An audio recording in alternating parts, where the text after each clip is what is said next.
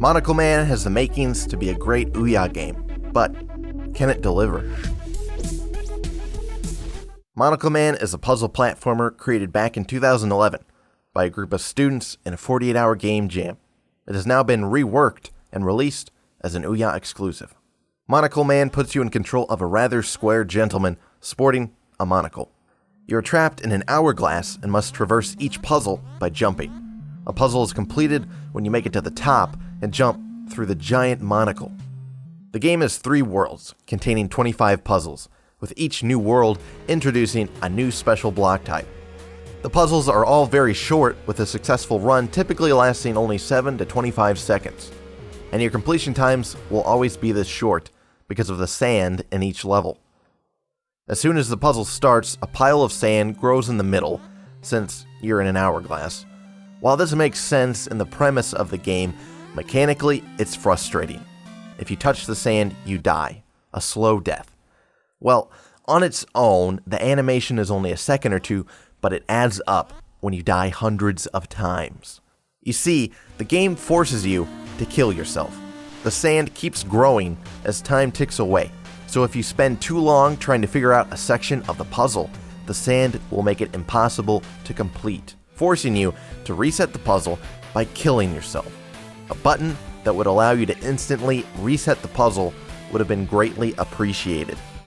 The sand isn't my only issue with the game. The camera is plain bad and poorly thought out.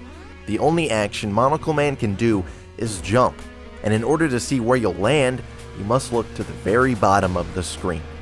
So a lot of screen real estate is wasted due to your eyes staring at the bottom third of the screen for much of the game.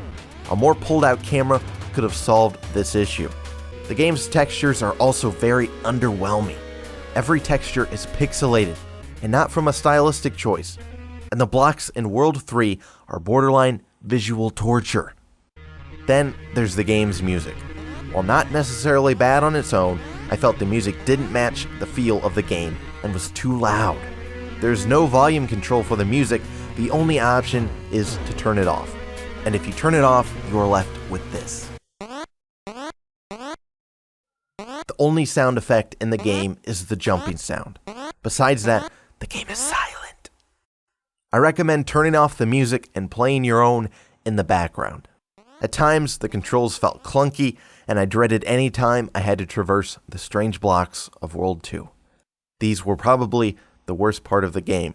They felt unreliable and exposed the seams of the game. I didn't complete the last puzzle of World 2 due to the massive frame rate drop these blocks created, as well as the horrendous camera on this puzzle.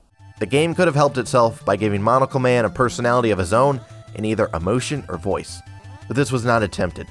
The game feels unfinished and underthought out, which makes sense. The game was born in only 48 hours, with most of the additional work for the Ouya release being additional levels. As with most Ouya games, it has loads of potential, but poor execution and a lack of time held it back. Monocle Man gets a 2 out of 5.